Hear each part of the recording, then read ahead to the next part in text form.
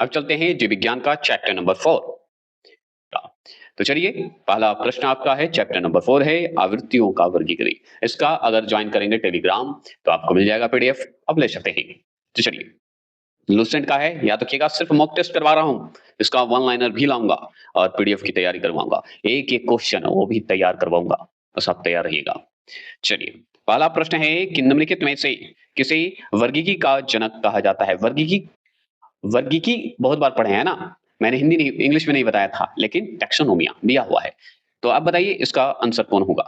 तो नाम सुनते हैं उनका, लिनियस। लिनियस का नाम सुने होंगे। वर्गीकी का पितामह किसे कहा गया, जनक किसे कहा गया? लिनियस को कहा गया। लेकिन वर्गीकी का इंग्लिश में अगर पूछे टैक्सोनोमिया का जनक कौन है, तो आप बता सकते हैं लिनियस।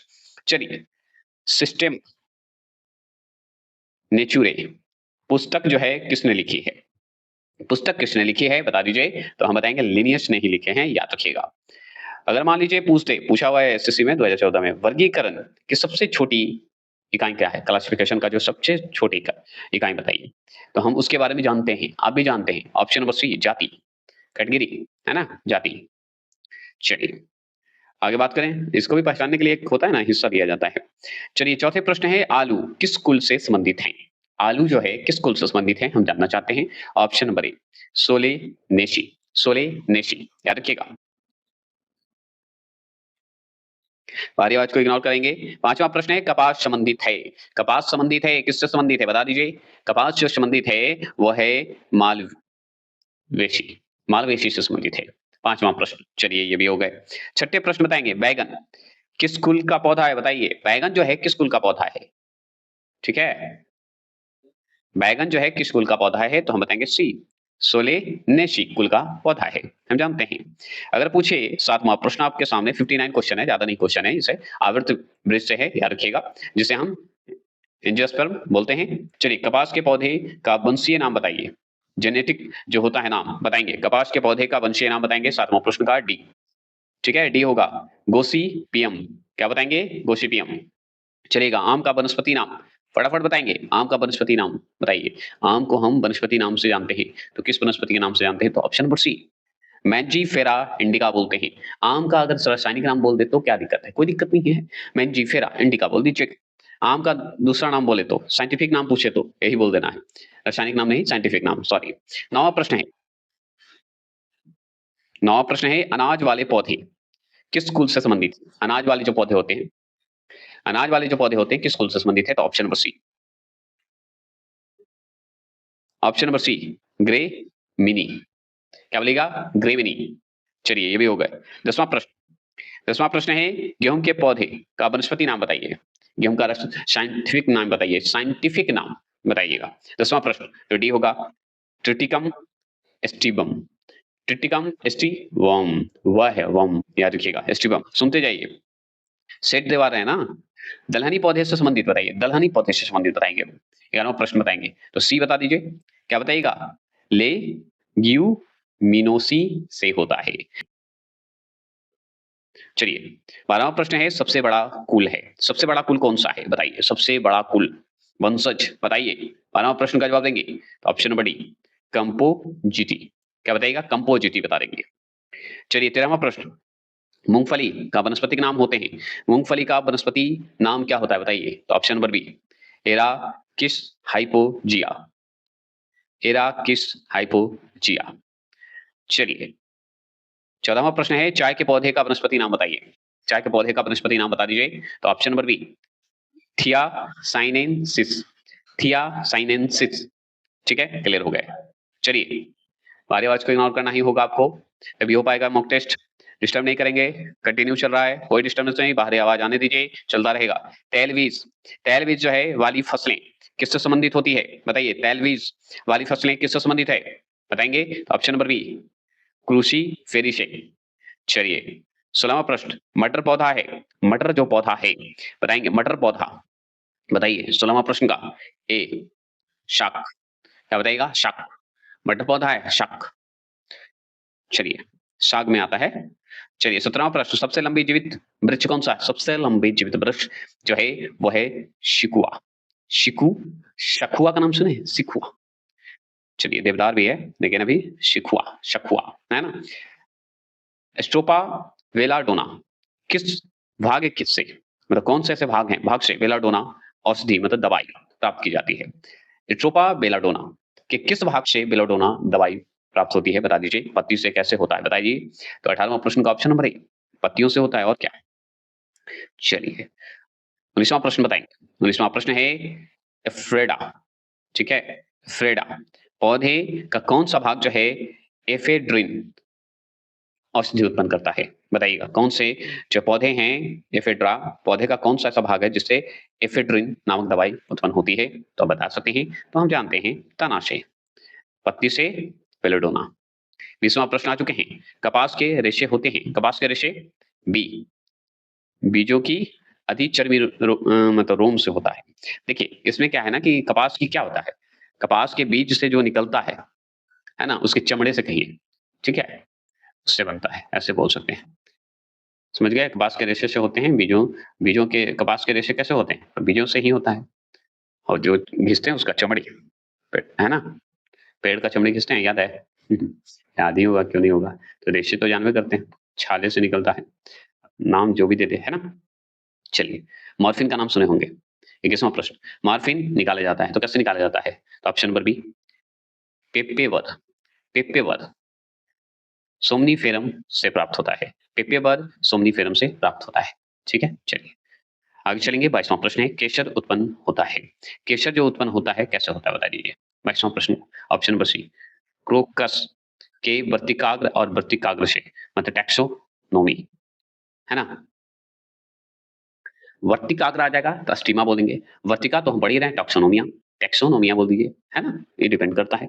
स्टिग्मा वर्तिकाग्र दोनों से होता है केशर उत्पन्न। भोजपत्र बताइए। 23वां प्रश्न, भोजपत्र उत्पन्न होता है कैसे होता है बताएंगे। तो 23वां प्रश्न का जवाब दीजिए, तो ऑप्शन नंबर सी बेटुला की छाल से होता है, बेटुला एक पौधा है उसकी छाल से होता है बेटुला। चलिए लौंग, लौंग का नाम सुने, लौंग खाते ही हैं, लौंग है क्या है, लौंग बताइए। तो लौंग जो है जड़ की गांठ है, जड़ का जो है गांठ बनता है उसका, उसी को कहते हैं, ठीक है।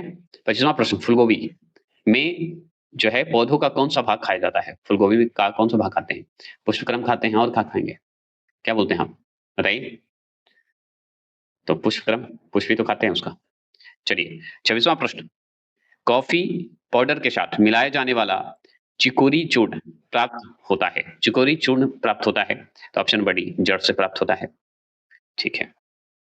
27वां प्रश्न है, 27वां प्रश्न है कॉफी पाउडर के साथ मिलाया जाने वाला चिकोरी चूर्ण प्राप्त होता है, चिकोरी चूर्ण प्राप्त होता है, तो ऑप्शन नंबर ए जड़ों से प्राप्त होता है, ठीक है। 28वां प्रश्न क्या है बताइए। 28वां प्रश्न है अफीम प्राप्त किया जाता है, अफीम प्राप्त किया जाता है बताइए, तो सी बिना पके फल के बिना, एक मिनट रुकिए, अफीम प्राप्त किया जाता है, हाँ, बिना पके फल के लेटेक्स से प्राप्त होता है, लेटेक्स से प्राप्त होता है। अब देखिए इसी जगह 29 है कुनैन सिनकोना पादप के किस भाग में प्राकृतिक रूप से पाई जाती है, बताइए। कुनैन जो है, कुनैन सिनकोना पादप के किस भाग से में जो है प्राकृतिक रूप से पाई जाती है, तो कुनैन कैसे प्राप्त होता है बता दीजिए। 29वां प्रश्न का तो हम बताएंगे छाल से। अब देखिए वर्तिकाग्र और मतलब वर्तिका और वर्तिकाग्र उपयोगी जो होता है उत्पाद होते हैं, उपयोगी उत्पाद होते हैं इससे, मतलब टैक्सोनॉमी और स्टीमा अगर हैं तो उसका उपयोग हम क्या करेंगे जिससे उत्पादन होता है, क्या उत्पादन होता है, तो केशर, अभी जस्ट पढ़े, केशर में ये दोनों प्रक्रिया आपको मिलेगी, है ना।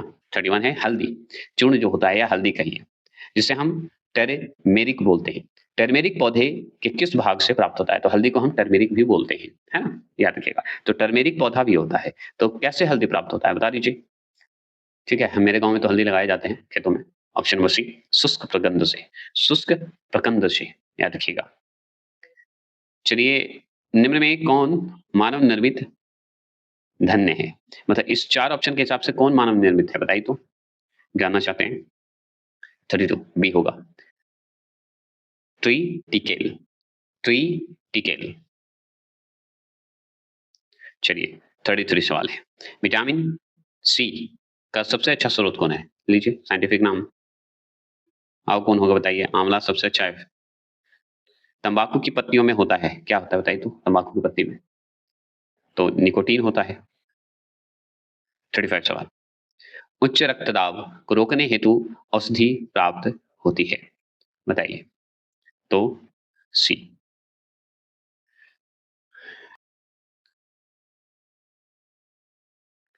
रावुल्फिया जाति से होता है। मतलब उच्च रक्तदाब रोकने हेतु औषधि प्राप्त जो करते हैं वो है रावुल्फिया जाति से होता है। इसी से प्राप्त होता है औषधि।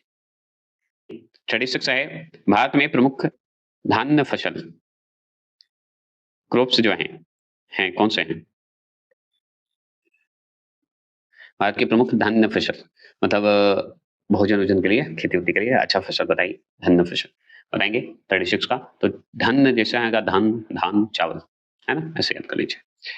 37 है दाल, किसका एक अच्छा स्रोत है दाल?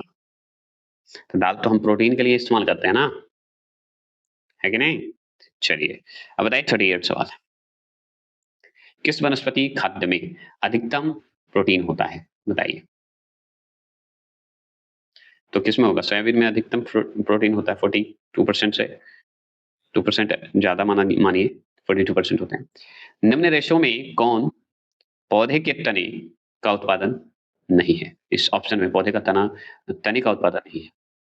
तो कपास में आप तने का उत्पादन नहीं है ऐसे बोलिए। चलिए 40वां प्रश्न है, निम्नलिखित में से कौन सी फसल मृदा नाइट्रोजन से भरपूर कर देता है? नाइट्रोजन से भरपूर कर देता है, कौन सी ऐसी मृदा है? मिट्टी बताएंगे। तो डी मटर। मटर साग में आता है, याद रखिएगा।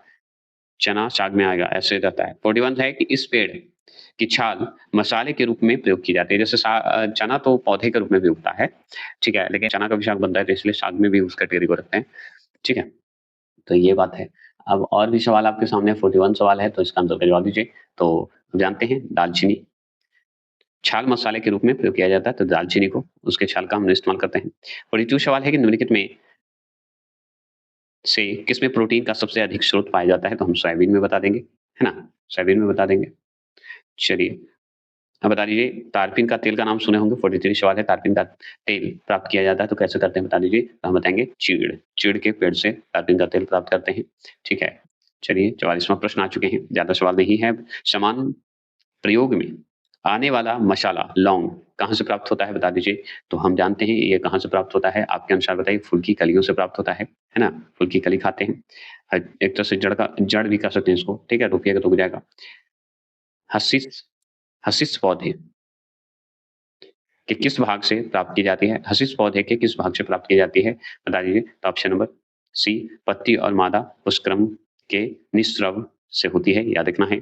46 सवाल क्या है कि बांस को किसमें वर्गीकृत किया जाता है? बांस को किसमें वर्गीकृत किया जाता है बता दीजिए?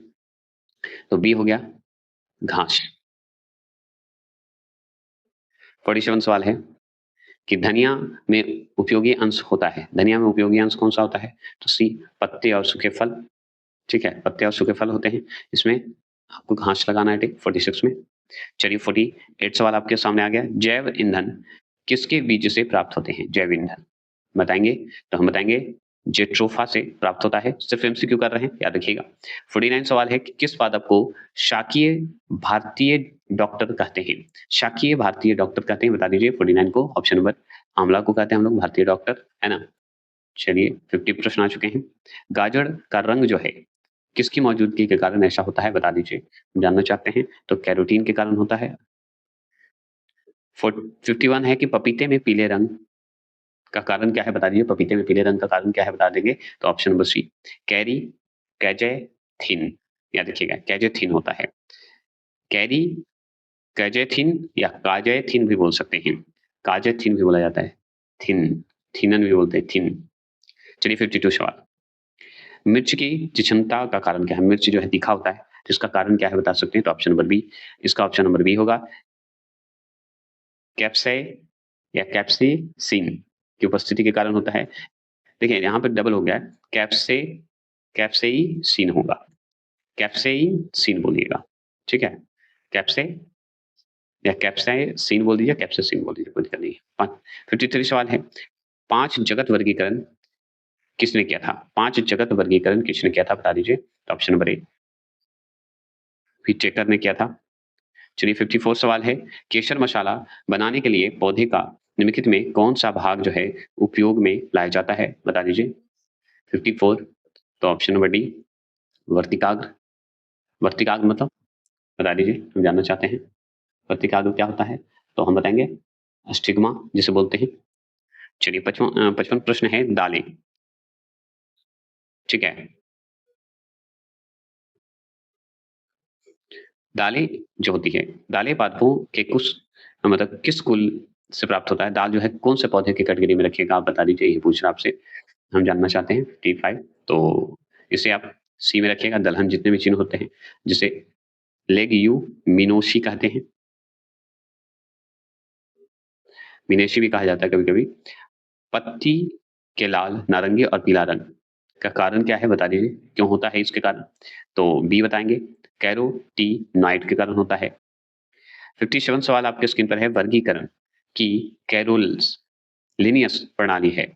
तो वर्गीकरण की कैरोल्स लीनियस प्रणाली है, तो लीनियस से ही जुड़ा हुआ है।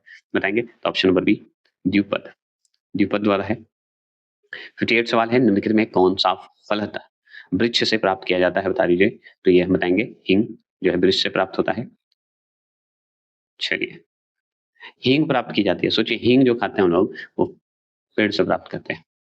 59 बी जड़ के निष्कर्षण से होता है। आप कभी-कभी देखिएगा हींग जो है ना, कभी-कभी आपको दिखेगा कि पेड़ में चिप-चिप, चिप-चिप जैसा होता है ना, आप जैसे मुनगा में देखे होंगे, मुनगा का पेड़ देखा होंगे, उसमें चिप-चिप, चिप-चिप जैसा है ना, तो एक उस तरह का कह सकते हैं कि उसमें होता है और एक निष्कर्षण किया जाता है, उसको अच्छे से किया जाता है, ठीक है? इसलिए।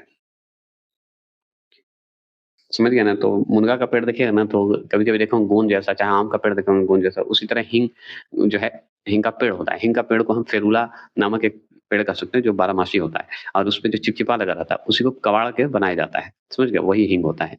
ठीक है? याद रखिएगा। और भी कारण है। चलिए, 4 साल, 5 साल पुराना जो जड़ होते हैं ना, उसका चीरा लगा के और उसमें जो गोंद जैसा होता है, उसे निकालता है, फिर बनाता है, फिर निष्कर्षण करता है ना? तो याद रखिएगा। चलिए, क्लियर हो गया? और नेक्स्ट आते हैं, इसका पीडीएफ आपको टेलीग्राम पे मिल जाता है, आप जॉइन कर सकते हैं टेलीग्राम को, नलिनी अकाडमी शिक्षा मंदिर के नाम से टेलीग्राम जॉइन है।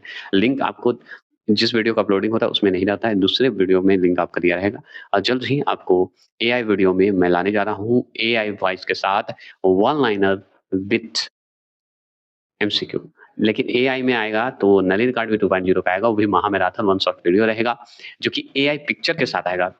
वीडियो नहीं रहेंगे, पिक्चर रहेंगे, लेकिन वॉइस रहेंगे और पूरा किताब एनसीईआरटी का जो चैप्टर बाय चैप्टर जो आप पढ़ना चाहते हैं, तो ऑडियो के रूप में भी आप सुन सकते हैं। तो तैयार रहिएगा। तो चलिए मिलते हैं फिर नेक्स्ट वीडियो में। ये जो नलिनी अकाडमी का ऑफिशियल चैनल है, ये मेरे ही आवाज़ में रहेंगे, कोई बदलाव नहीं होगा, ये ध्यान रखिएगा। और 2.0 पे भी कोई कभी-कभी मेरा ही आवाज़ रहेगा एआई वॉइस में, लेकिन पीडीएफ थोड़ा उसमें चेंज आएगा। तो जल्द आ रहा है, उसपे भी ज़रूर वो सुन लेंगे, सोते समय ज़रूर सुनेंगे आप, ज़रूर आ रहा है, वेट करिए, वॉच करते रहिएगा। तो आगे तो इसे देखिए और कितने नंबर आ रहे हैं कमेंट कीजिएगा, ज़रूर करिएगा, हम वेट करते हैं, आपके कमेंट का रिप्लाई मैं दूँगा।